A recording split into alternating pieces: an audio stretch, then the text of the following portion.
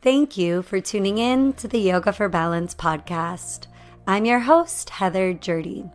Let's start out this week with a nice deep breath. Inhale, fill all the way up, fill to the tops of the lungs and the sides. Sigh, let it out. Why not one more time? Inhale, fill all the way up. Exhale, let it out. Thank you so much for tuning in. In this week's episode, I speak with Iris Disse of Durga's Tiger School, where I completed 300 hours of my 500-hour yoga teacher training. Her schools focus on Tantra Yoga, Shamanism, cosmovision, Kundalini Yoga, and much more. We dive deep into what led Iris down this path and into Tantra, and she explains a little more so that you can get an understanding of what Tantra theory is, Tantra Yoga, and the unique offerings she's bringing to the world. I really hope you'll enjoy this week's episode, and if you do, please help us grow by leaving a star rating and review wherever you listen, and don't forget to subscribe while you're there. So welcome back, everyone, to the Yoga for Balance show, or welcome if it's your first time listening. I'm so grateful to have Iris Disse on the show today. She is the founder and owner of Durga's Tiger School for Tantra Yoga and Shamanism, along with her husband, David. And she is here to talk a little bit about that, give you some background, some information on Tantra Yoga, Shamanism, the beautiful program she's built there, and more on her genuinely unique and incredible background and wisdom. Welcome, Iris. Thank you very much. It's great to talk with you and to meet you again in this way, just this sort of very modern way, just via internet. Yes, I miss Ecuador and the school very much. So it's beautiful to see you again, and yes, have this conversation. Thank you for being here. I would love you to share a little bit about your path to teaching Tantra Yoga. What was it about Tantra Yoga that inspired you and that inspired you to create a school around it and to open the Durga's Tiger School there that you have in Ecuador, also in Germany, and in trainings all around the world? Mm-hmm. I was a pretty known theater woman in Germany. I was director in the big theaters of Berlin, in the biggest theaters, but I also had one-woman shows. I were a television actress too. So I had a very intensive path myself of arts. And I was totally identified with this. And the moment my son was born, I was 33, my world just crumbled. For me, it was not possible to integrate a man, a son, and being a theater woman. It didn't work together. So the first thing what I did, sent the father of my child away and say, okay, the child is there. I have to work. If not, I get crazy. That's my life. That's not a work. And what to do with a man, I don't know, because I felt in this moment that a man is just something which is heavy for me. It's something more work. Yeah. So in this moment, I found out that for me, the vision I had from love, and a great love, still is that a woman has to be there for her family. Yeah. And the moment, and that was very unconscious. I mean, what I said, I was a totally independent woman. And the moment the child was there, the program hopped on, that I wanted from myself that now I should be there for this man, but I don't want to be there for him because I have my work and I have my child. So I got in a really inner conflict, and I sent my partner away. And when he started to know his son when he was 7 months old, and then very fast we found out that we needed some sort of different ideas and paths how we can create our life together. And so we started to discover the Tantric path. And the first discovery was the Tantric path around sacred sexuality. What is not only about sexuality, it is all about relation between man and woman, between love, relation, sexuality, energy work inside your body, your ideas about love, your unconscious fears about love, all sort of things. What is a man? What is a woman? How do they work? How do they communicate? So it's a big packet. What we learned during this very intensive time, like we started with a year intensive training, saved our relation until today, I would say. You also learn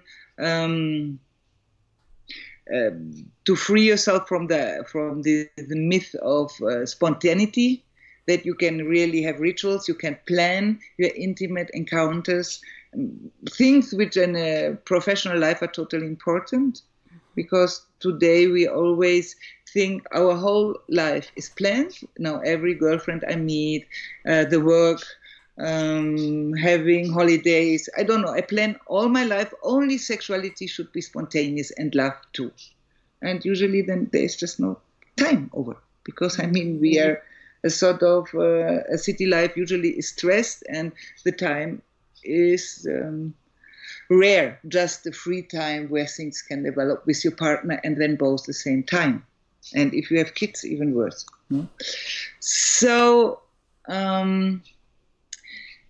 that was the first encounter with Tantra and Tantric energy work. And that flew together a lot with all what I had learned as an artist, because my first spiritual path at the end was the path of the artist, the energy work you do and in the theater, if you have a big public, how to be on stage, as an actor, as a director. So also female and male side. As an actress, I more worked my female side, and as a director, more my male side. So it was always sort of balancing these two sides. That was really beautiful. And then this life broke together with my son, the theater world, and we decided to go into a totally different world, which is Ecuador. And I had to learn a new language. I started to build up a city cultural radio. I started with compositions of acoustic arts. And we started to give on the Tantra knowledge here in Ecuador because we saw that a lot of couples just separated with having little kids, like friends of the parents of friends of our son. And then we thought, no, I mean, we know how horrible it feels if you don't know what to do. And there's sometimes so little things which would create a shift. So we have to give it on. So we started to make weekend workshops when we were home. Mm-hmm. Then I built up this cultural radio, and yoga always were a part of the tantric path, but I didn't like it too much because I loved dancing, and I felt yoga for sports, it's just a little bit aburrido, it's boring in comparison with all the dancing stuff I could learn, from Indian dance to salsa to tango to modern dance. So it was, and then so I was on this yogic path, but very spare, Sometimes I went to an intensive workshop for not forgetting what I learned, but I think that was about it. And then I decided, and then I started to make films, and after having made a film series, I started to feel very tired, and I said, okay, I will make 1 year break, and I would like to learn more in India about the traditional Tantra. Because what we learned was more this Neo-Tantra, which came into the West through Osho, with a lot of therapists, physiotherapists and psychologists who work together with Osho to create a system where the seeds of the old traditional Tantra are there, but the whole framework is changed that it fits into a modern life. So that is what Osho did. And now I wanted to know what's going on with the old traditional Tantra.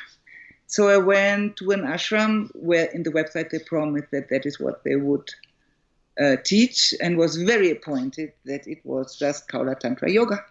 And it was asana yoga in the morning and asana yoga in the afternoon, and in the morning and in the afternoon, and no teaching at all about the traditional Tantra. So I wanted to leave after a week. I thought, no, that's not it.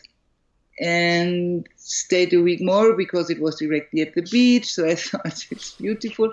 And in this second week, suddenly a shift happened that I understood, no, that is the traditional Tantra, or that is a very important aspect of the traditional Tantra. I started to feel that the energy work we are doing during this deep relaxation in Kaula Tantra Yoga, learning to do in the non-doing, or to be active inside the Shavasanas, which is a poor passiveness. I don't know whether you say it like this in English.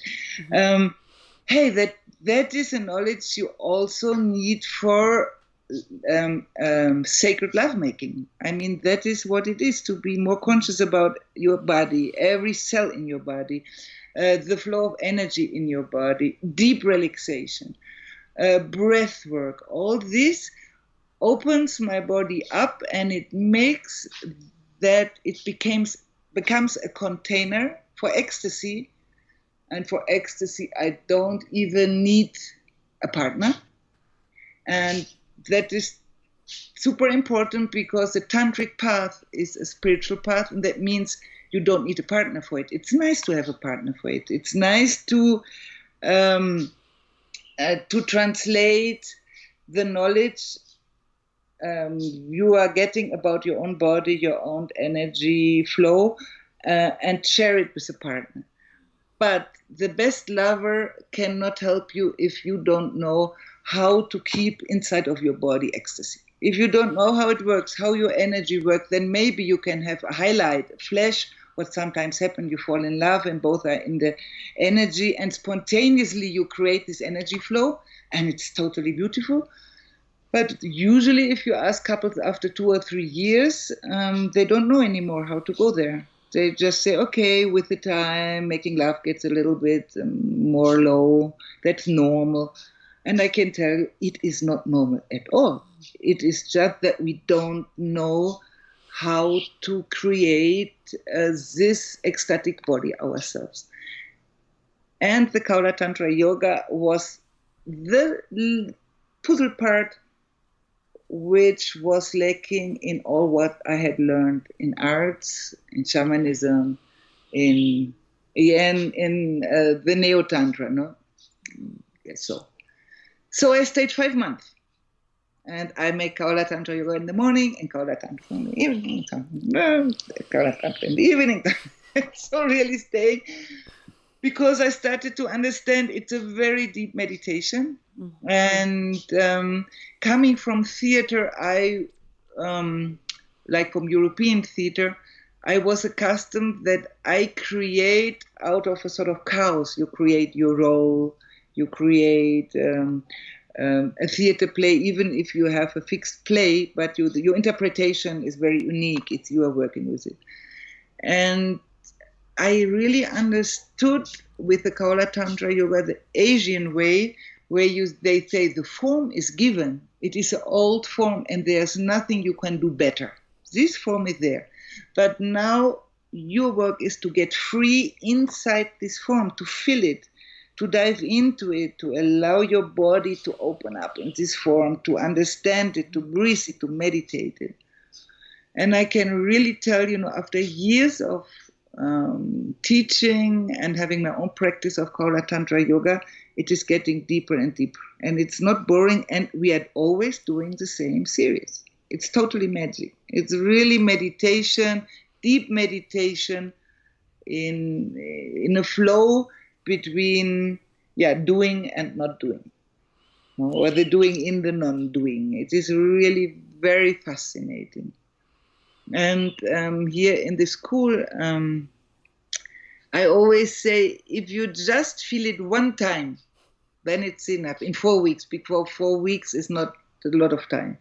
But if you just felt it 1 or 2 times, then your body already know it's really possible. It's possible that I flow into an asana and it's not work. I just imagine to flow in and boom, there I am. I keep on breathing. I keep on being relaxed in the posture, and I'm relaxed in the shavasana between the postures of some kriyas of different postures. So that is magic, and it's what I say, a totally different way than our Western way to come or to change the old yoga. Because what it makes with you also is that you start to understand or really recreate the asanas, reinvent the asanas inside of your body. Your body starts to understand why the asanas are as they are. Mm-hmm. In Kaula Tantra Yoga, there's nearly no correction. Because they say if you come from deep relaxation, flow into the asana, there's no way that you get hurt because you learn to listen to your body, you breathe. And this yoga, and if all this stress of being perfect, of somebody telling me how the asana is perfect from outside, and in the alignment you show me it should look like this, and I have an idea of the perfect pose. If all this stress falls away and you just say, I breathe today and I listen what the teacher says and I flow into this asana and I ask my body whether is it right, or I stretch more, I put the shoulder a little bit more up. No, that doesn't feel good. But yeah, that's very interesting. This feels just great. So if I work like this with my body shows me the asanas. He finds it out. And in this moment, I learned that I know from inside when I'm perfect. And maybe today my leg in Shalava Asana is not very high, but it's already a little bit high. And today this is my perfect Shalava Asana. Tomorrow it might be different. But today this, no? And this you can translate later to your life, and you start, and that for me is a part of rebellion of this very simple Kaula Tantra Yoga series, because if your body, mind, and spirit understood that only you know from inside when you are okay or not, and you translate it into your life, where from small in school they told you, now you're okay, now you're not okay, this is intelligent, this is not intelligent, no, please repeat what I said, no, you don't think yourself, no, I tell you, this is okay. If all these things just fall off, hey, you say, who are you to tell me what is right for me? Maybe for you this is okay, for me no. And you start to take responsibility for your own life, and you little by little start to recreate your own life. And for me this is a total fascination why I love this practice. Oh, so beautiful. Thank you for diving into that. And for someone who maybe has never taken a Tantra Yoga class or been exposed to the series, you already mentioned it's a set series. And it's like you said, if you're doing this morning, afternoon, and night, if you haven't been familiar with this, it's a 2.5 to 3 hour series traditionally. How else would you describe it to someone listening, and to understand what Tantra Yoga is compared to these other styles, the series itself? I have the feeling in a lot of Western adaptations of yoga, what they call yoga, talking about the practice of asanas, because yoga is a wide spiritual path which is crossing a lot with the tantric path. Very often they go parallel. So speaking about asana yoga, in the West, you can say that they compare your body with a car. Like, now they say, okay, now you do this asana again, Shalavasana, that gives you a nice ass. and now you open up. Now this gives you nice tits. And if you do this, your liver will heal. And if you do that, your shoulders will be more flexible. And if you're working on the computer, this asana helps you that your shoulders stay relaxed. So the idea of the human is again like being a car with different parts, and you can repair your body like this, or you can like the whole. So what you do if you go into a gym, then they tell you do this for this muscle and that for the other muscle and this for your belly, and yoga is coming from a totally different point of view. So the point of view is, how can I harmonize body, mind, and soul and create a totality of my self, of my being? And to get conscious about this totality of my being. How can I make that this wheel of thoughts, unconscious thoughts, with which I'm recreating my reality all the time, comes to a stillstand for a moment, so that I can recreate my reality from what I really want and need, and that I understand more what I'm doing all the time.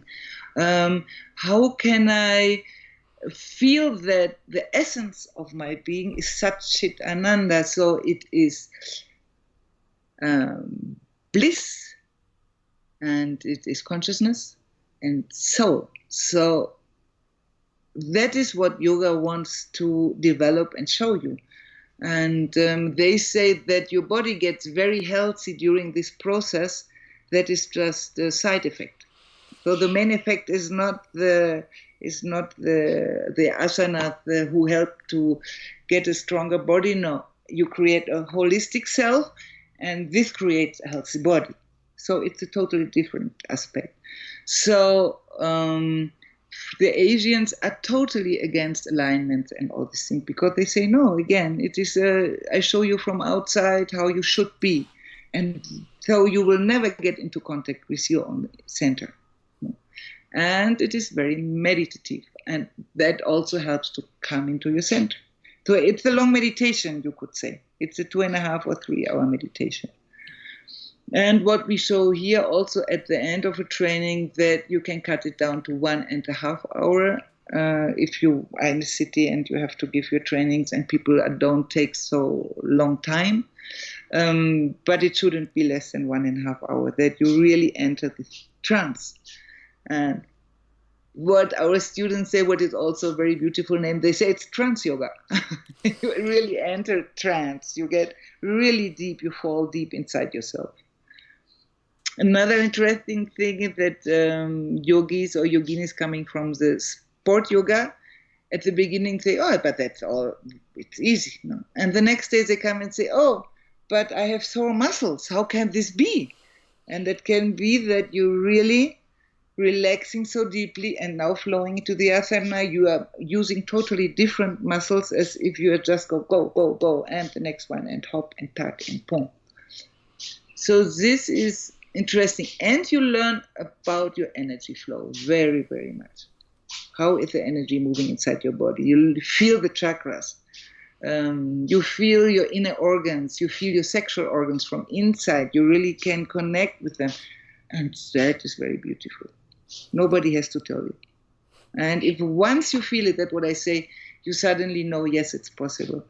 And in our groups, we feel if one person starts really to feel it, then all the rest say, oh, it's not just what Iris is saying. It seems to be true. It works. If it works with her or with him, it should work with me. So then it starts liking a snowball effect, that people trust that it's possible and they start to feel it. So that's also very beautiful. Yes, I can certainly agree. It does turn into this trance-like practice where, especially if you are coming from a vinyasa background, a very alignment-based background, a quick, that's a kind of workout. You're using your yoga asana as your workout. And it can be very challenging for people to arrive on their mat and allow that deep rest and to go into that trance-like state and to trust it, to trust their body, to not be pushed into a certain alignment or feel like they need to reach that milestone. So I just to me, it was the absolute perfect balance to my 200-hour vinyasa training because it was so different. And I knew that's what I needed at the time. I needed to slow down. It was shortly before my 30th birthday. I had some trauma happen in my life and lost a really good friend of mine the year before, had been going through a lot of transition, and it was just, it was as much what I needed for my teaching as it was for what I needed for myself. And I think that's where the wisdom starts to occur and to build when you experience it in your own body. That's when you can turn around and teach that to others because you've felt it. And I would love to go into that a little bit because that's a big aspect of the school. You want, before you even hand out a manual to students, you want them for that first week to really experience, feel the practice in their body. And just a little more on the nuts and bolts of the practice, you start out in either a warming or a standing sequence, similar to what you might see in a vinyasa, a hatha vinyasa flow. And it's a set series. And then you move in and out of a shavasana and different grounding poses. So that's when you really start to move into that trance-like state. You settle into a shavasana. Okay, we're moving a little bit. Now we're coming back. Now we're moving. Now we're coming back. And then you end on your stomach in a makrasana pose, which is a on the stomach facing the earth, and then going into poses like shalabhasana and working in that way. And it's just such a beautiful practice. If you have the opportunity to ever experience it, to experience the school at Durga's Tiger School. Now I'd like to talk a little bit about that because going into the school, the program, it is a little different than some other trainings in the world. It's an intensive program. So you have students there on site for either their 200, 300 or 500. They can actually come and complete their 500 all at once. And I think that's a really unique aspect. So I'd love you to talk about what inspired you to create the school in that way. And I can say from personal experience, it's an extremely powerful way to experience a training because you're there, you're on site, you're doing the yoga, the meditation. You also include other aspects depending on which program you're taking. So you have to look into that. But mine had Kundalini yoga with meditation every morning and Tantra Yoga at the same time. There was also Shamanism and cosmovision. And meanwhile, we're all on site. There's karma yoga. So we lived on this property in the ashram on Ilalo, the mountain where you are. It's just a magical place in Ecuador outside of Quito. And we're all living on site together, doing this training, personally transforming, learning this art form. And it's a powerful experience. So yeah, I would love from your perspective, what inspired you to create a school in this way? I am interested in the Tantric path as a complete path, what I said, where,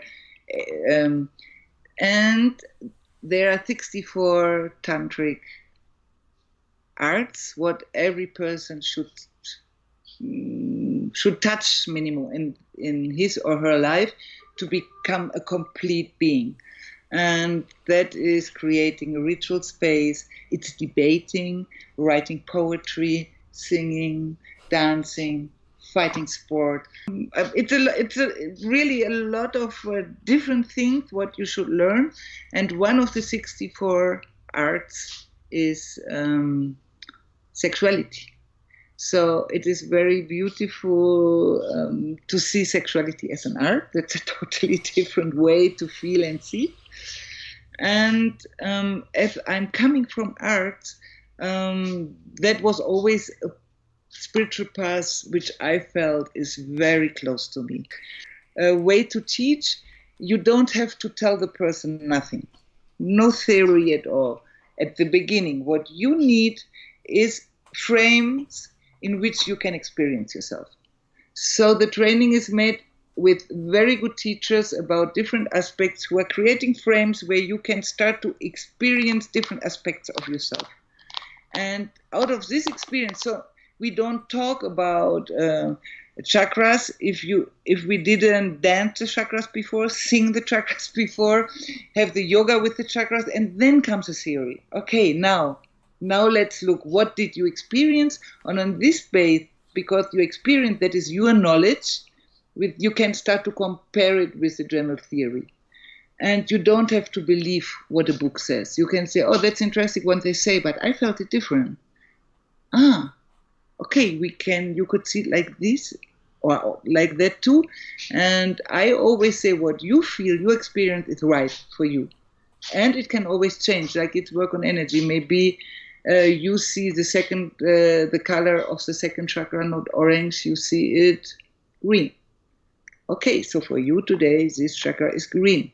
And if you later read in the book, it should be orange, should be. So you can say, oh, wait, that's interesting. They see like this. So what happens? Maybe you start to investigate what does the color green mean? It has something to do with healing. Maybe my second chakra needs more healing. That's why I saw it green. Blah, blah, blah. So you start to go on a path yourself, and you don't have to believe in the book it says orange, so it is orange. The way we teach is like this. The way we teach is you have your experiences, and then we start to speak about theory or give you also books you can, we think, which are important and good, where you can really start to read and explore more now from a theoretical point of view. So I think in this, our school is very different. No theory without experience. Yeah. So, but it's a tantric school and a yogic school, because both paths do say that.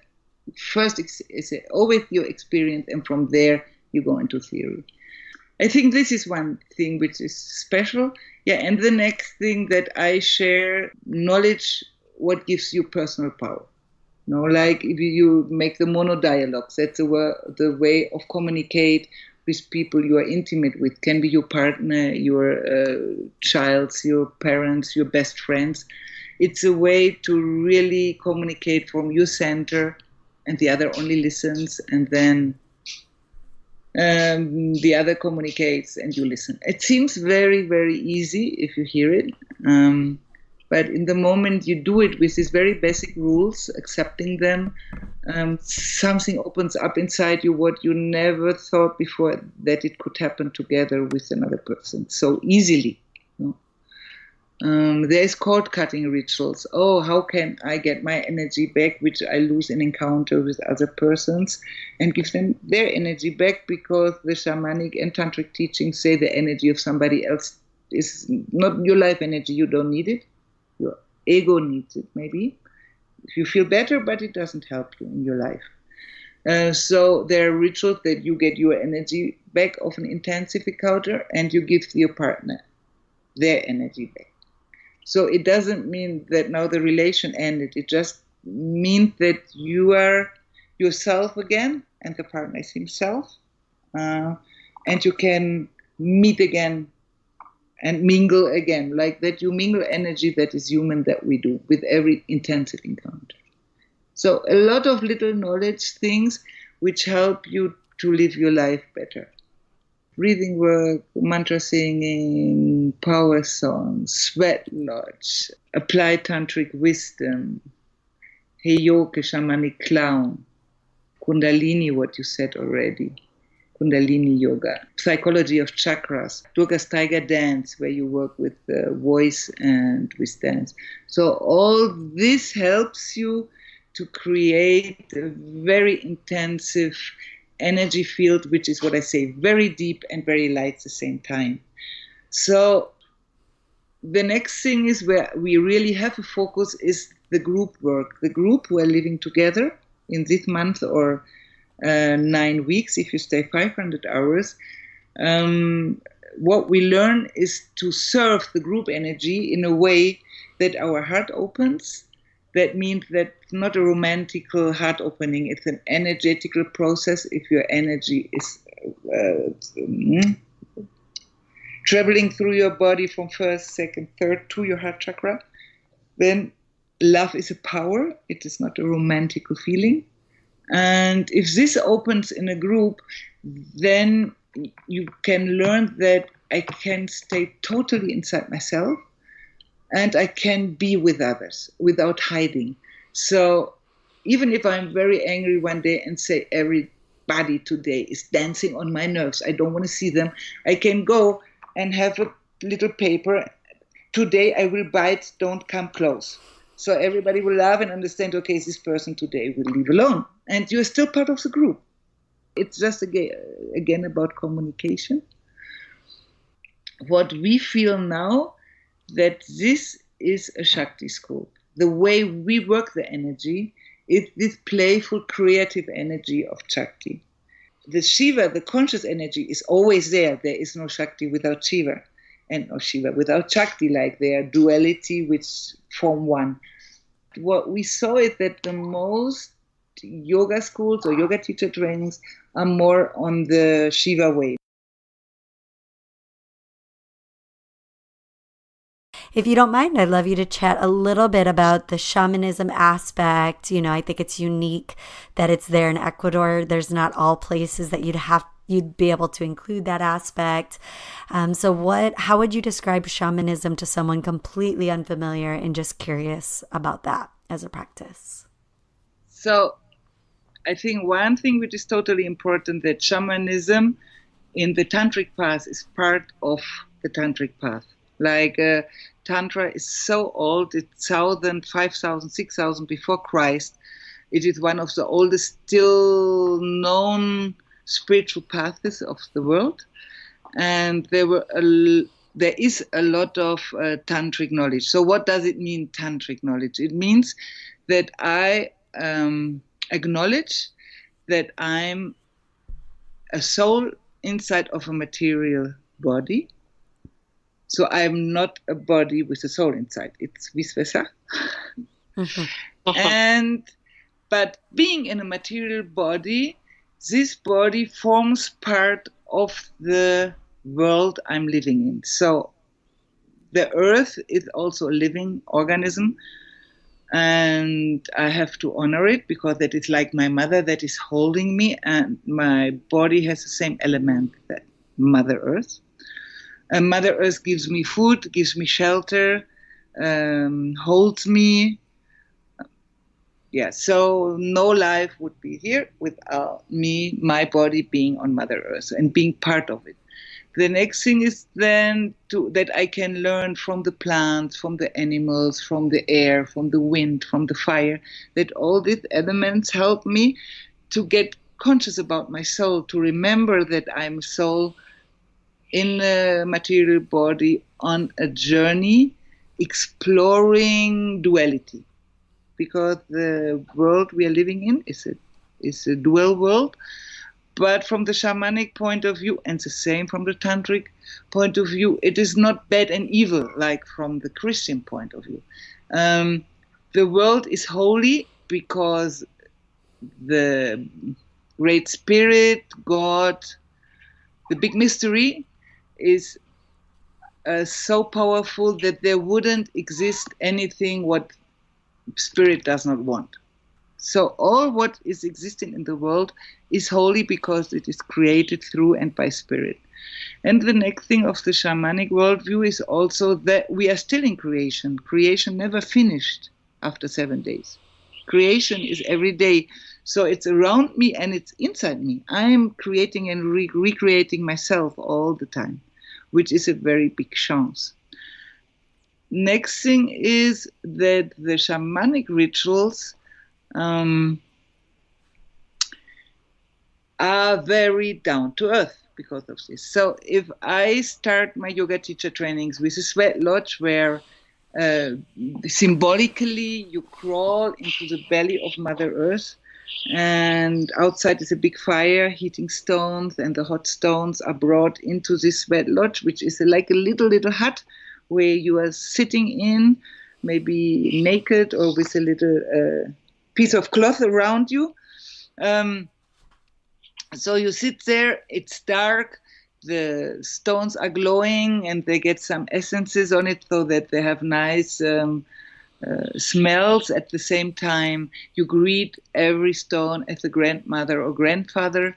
You start to sweat and you start to pray together. Your ego masks are just falling down like, I don't know, they are just scattering. No way that you come out having your ego mask still on. So that really helps. to create the group spirit. If I wouldn't make a Temazcal, this intensity of group spirit would take me minimum 2 weeks to create in a group. No? So this is, for example, one shamanistic ritual. Then we have the limpia from Fanny. For me, it's, for example, totally important to understand that the people here have old knowledge of healing. No, the Fanny herself, when she was brought up here on the Ilalo mountain as an indigenous person, she never went to a doctor. Her mother knows the plants and how to heal her kids. And Fanny learned it too.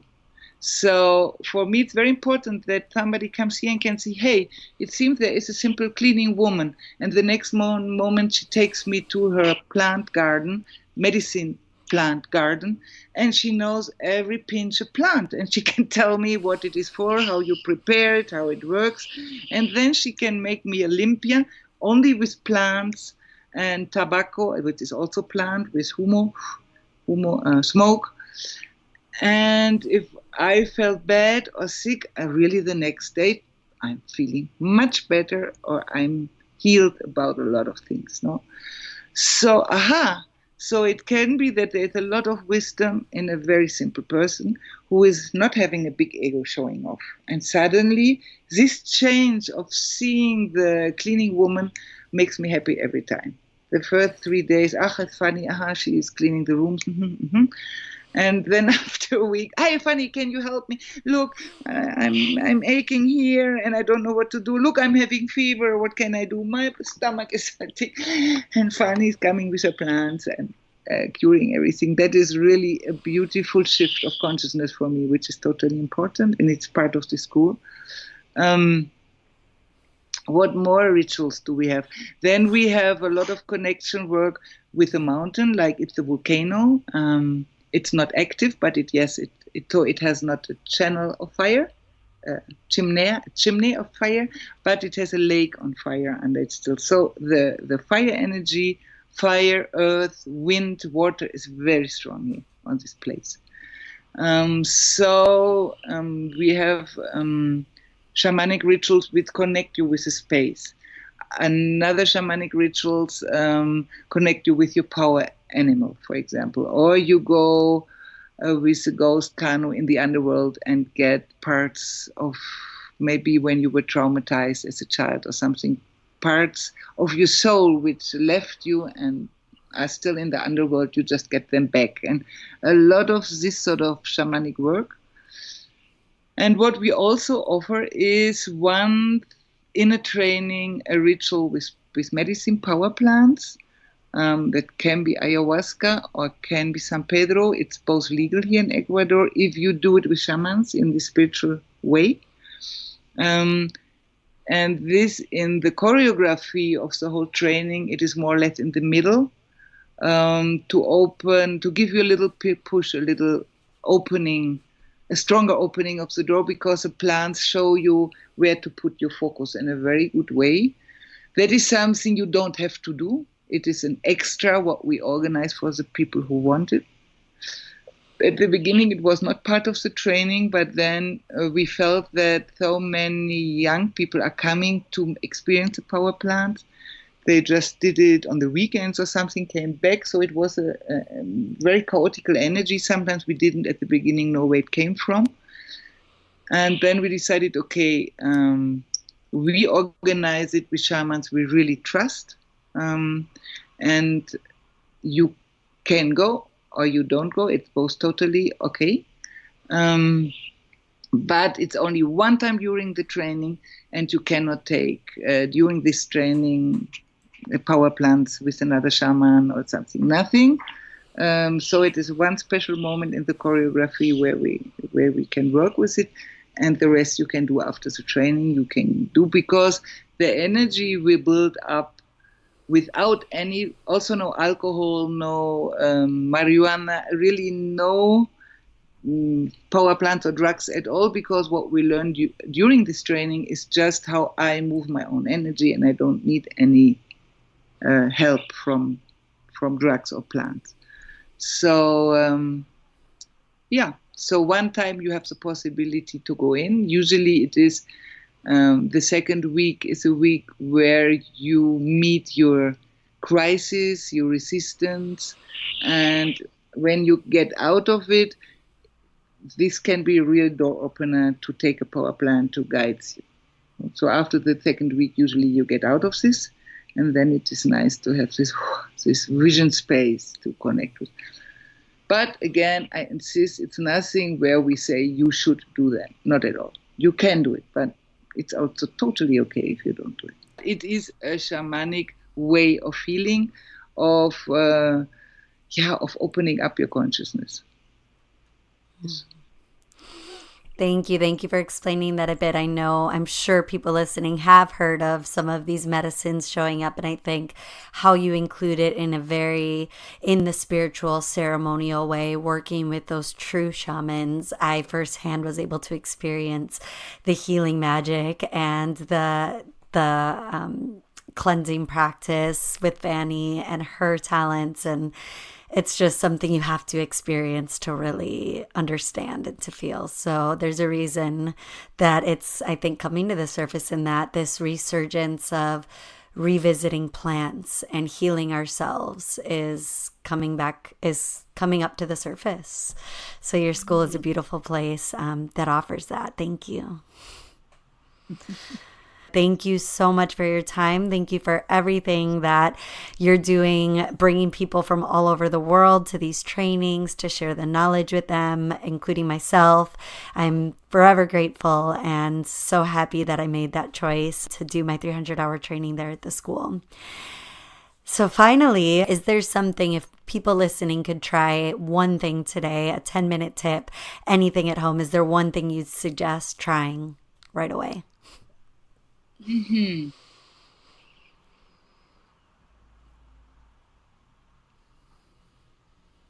Let me think. One thing, Sutta, to explain it. Wait.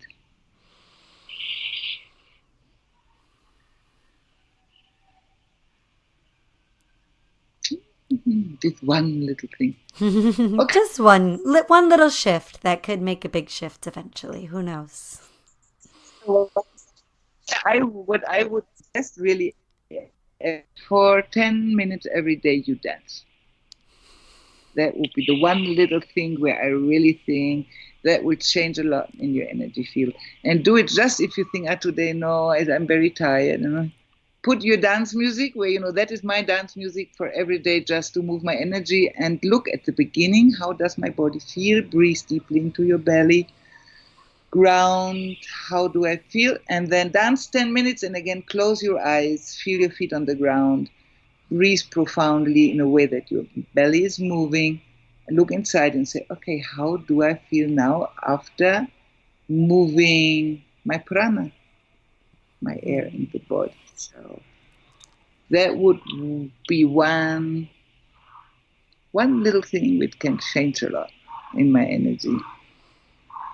I love that. I'm a dancer myself, so I completely agree with that. I loved how much we danced at the school.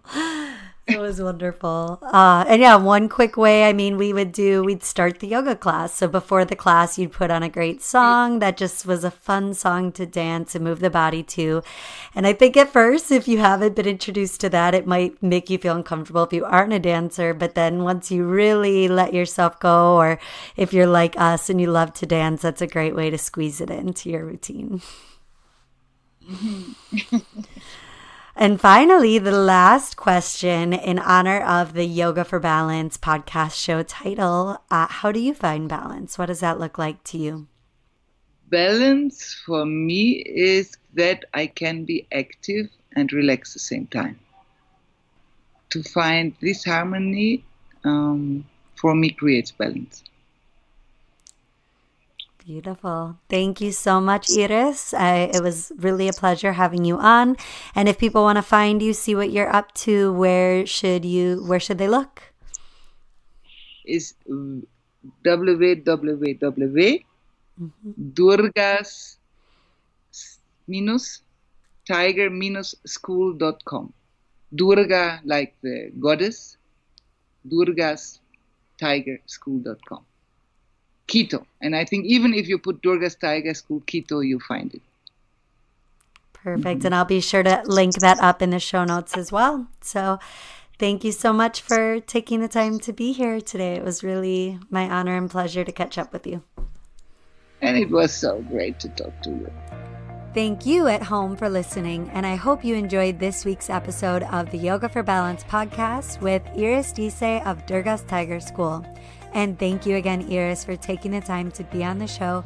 It truly was a pleasure and honor to catch up with you. Don't forget to subscribe to the Yoga for Balance podcast wherever you listen, Apple Podcasts, Spotify, and everywhere else, and help the show grow by leaving a star rating and review while you're there. Let's take one final big cleansing breath together to seal this episode. Inhale, fill your lungs all the way up, your deepest breath yet today. And open mouth, exhale, sigh, let it out. Have a wonderful week, and until next time.